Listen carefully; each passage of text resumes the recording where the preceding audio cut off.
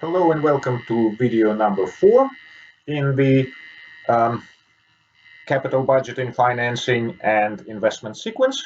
And in this one, I will be talking about efficient frontier. So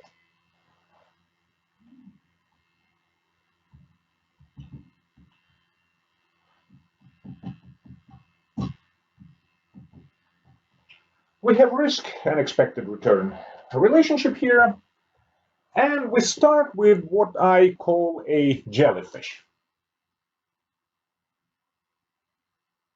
Some people see jellyfish, like myself, some people see an umbrella on its side, but technically speaking, it's called the feasible set. Every combination of risk and return that you can obtain in this world, every portfolio, every security is somewhere within this jellyfish. I mean, of course, I would want to have a return of 20% per annum with no risk. That portfolio simply does not exist. So we are constrained by this shape right here. This is an example that I did give you in economics.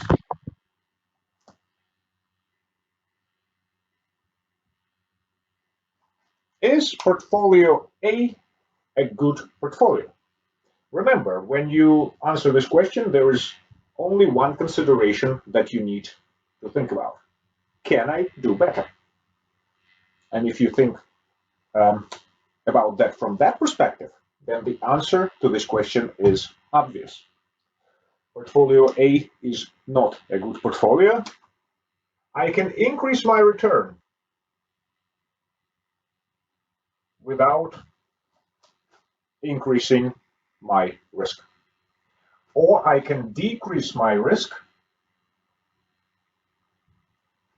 without sacrificing any of my return. Portfolio A can be improved upon. This is what is called mean variance efficiency. For any level of risk, you want the highest mean return. For any level of return, you want the lowest variance, so mean variance efficiency. Portfolio A does not satisfy the minimum variance efficiency criterion. Portfolio C and B do. So we can eliminate pretty much all except this upper left-hand side frontier.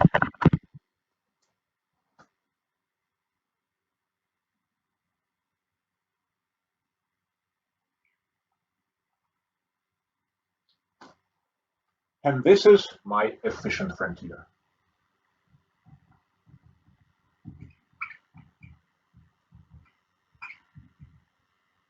If I want to increase my return, if I start with portfolio C and I want to increase my return, I have no choice but to accept higher risk. If I want to decrease my risk here, I have no choice but to accept lower return. Now, but which portfolio will I choose? Which portfolio should I choose? Should it be C? Should it be portfolio B? Or maybe something in between? Well, in order to answer that question, we need to look at investor preferences. Most of us are risk averse. However, some of us, like myself, are real chickens and do not like risk at all. Others are much more tolerant to risk. In order to begin our discussion, let me give you an example that seems to actually have nothing to do with economics or investments. When you depict a mountain on a map, how do you do it? Well, you do it with lines of equal altitude.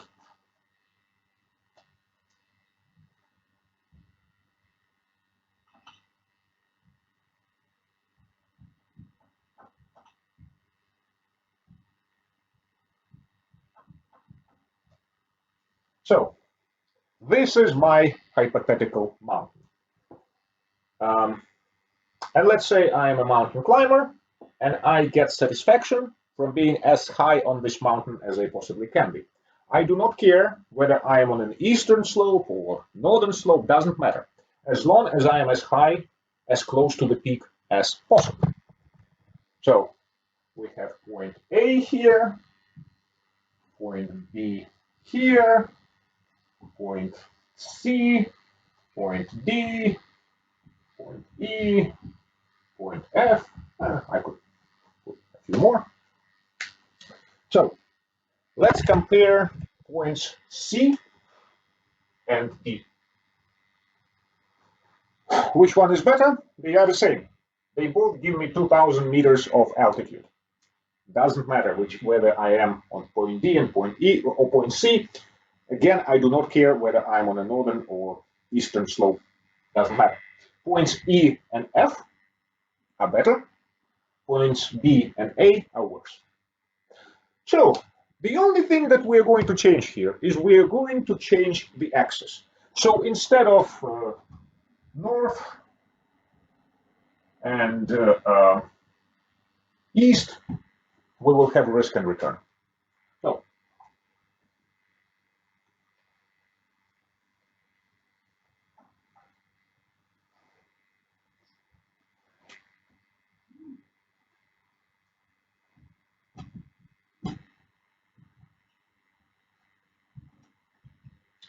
So let's say that I start at point A, which is a very, very safe portfolio, has very low expected return, but also has very, very little risk. Now, if I am to be induced to invest into something riskier, we know that I need to be compensated for it. Otherwise, I'm simply not going to do it. So let's say we have portfolio B.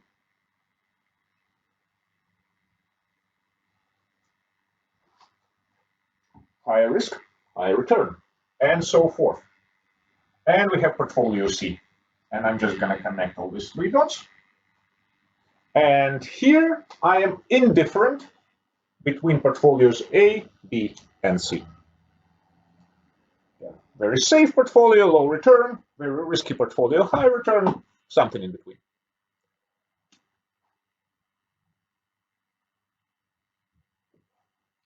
What about point D?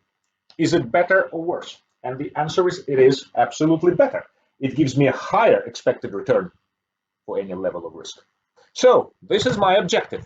My objective is to climb as high as I possibly can on this hypothetical mountain. The only difference is that this mountain has no top. It goes on forever. But still, my objective is to be as high on it as I possibly can. So let's put the two graphs together.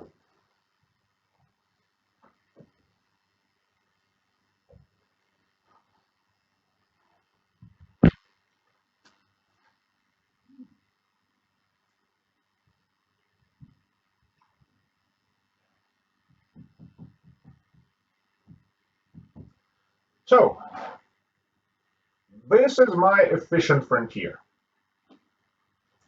This is the upper left-hand side of my feasible set. So these are all portfolios that I can potentially choose from.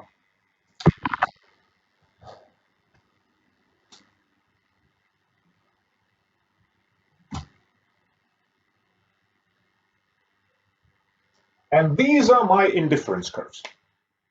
Now here comes the $64,000 question. Which point will I choose? Which point will I choose? I need to choose the highest indifference curve that I possibly can. I would have loved to choose this indifference curve. Unfortunately, it's impossible. It's unattainable. There are no investment alternatives that will put me here. Can I choose this point right here? I can, but that's not a good one. Why? Because I am not at the highest point that I can be. The answer is point T. T stands for tangency portfolio. It's a portfolio that is tangent. We obtain the point of tangency between my indifference curve and my efficient set. This is the highest point that we can possibly attain without breaking this constraint. All right.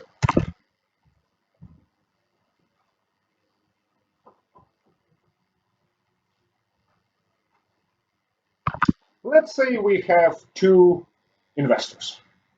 Let's say I have, who is first on my list, I have Emad, and then I have Vanessa.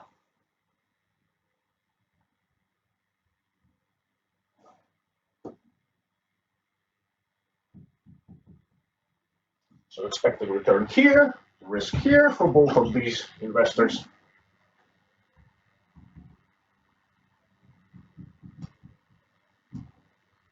And let's say for Emad, indifference curves are very flat. And for Vanessa, they're very, very steep. What does that mean? It means that these investors differ in their degree of risk aversion. Emad starts at point A. And again, I'm trying to induce him to buy something risky. Will he require a substantially high return? The answer is no. Yes, he will require some extra return, but you see this difference isn't terribly huge. For Vanessa, on the other hand, if I want her to buy something risky, I need to pay up a lot. A lot, look at that. She requires incredibly high compensation for bearing extra risk. In this example, Vanessa is extremely risk averse, Emad not so. So how will that affect their decision making? Well, going back to my efficient frontier,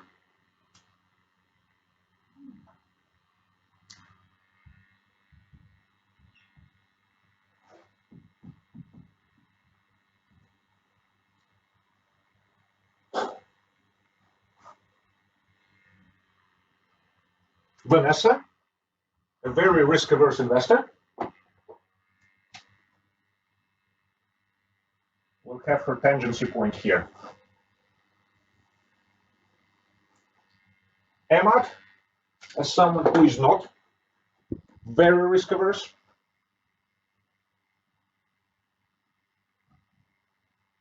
will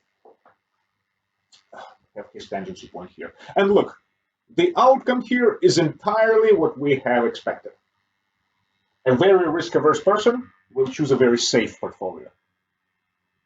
A person who is considerably less risk-averse will choose a portfolio that is much more aggressive. All right, this is all fun and exciting, but this assumes that you invest 100% of your wealth into a risky asset of some kind. But that is simply not the case, right? You have an option to invest some or maybe even all of your wealth into a risk-free asset. Just basically put it in a bank deposit, buy a treasury bill. There are assets out there that have essentially no risk.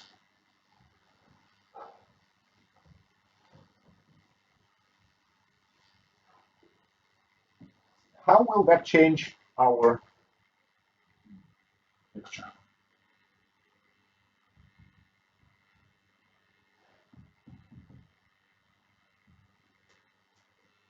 So again, we have our efficient frontier. And then I add a point.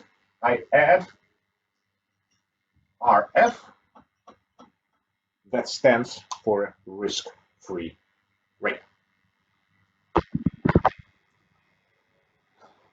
So who is next on my list? Varun. So let's say that Varun can invest some or all of his wealth into risk-free rate. He can invest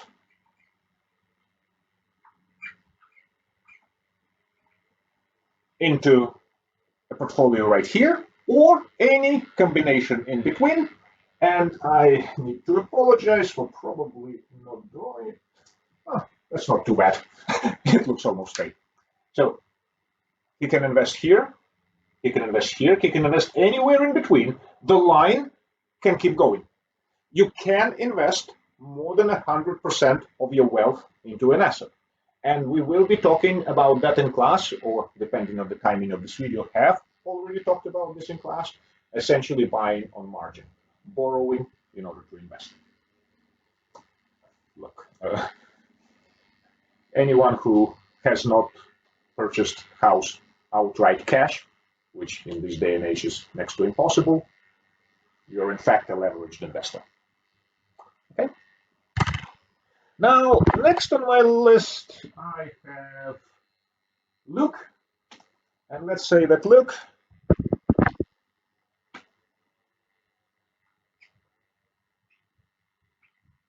decides to invest in this portfolio right there, or risk-free rate, or again, anything in between.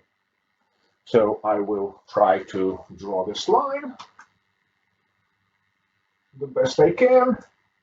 Not too bad. Now,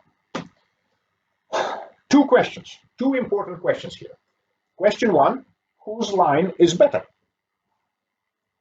Is it the blue line for Varun or red line for Luke? The answer is red line is better. For each level of risk, red line gives me better expected return, and this is precisely what I want. The second question, and perhaps a more important question, are either of these guys doing the best job that's possible? And you can probably see that the answer is no. The answer is this. If I draw my line right here,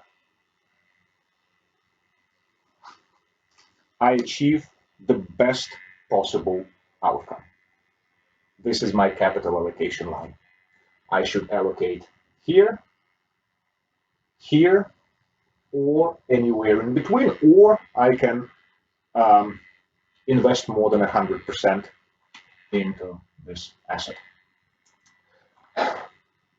Look what we've done over the last 15 minutes or so. We have started with the jellyfish. We have started with the entire universe of risk-return combinations.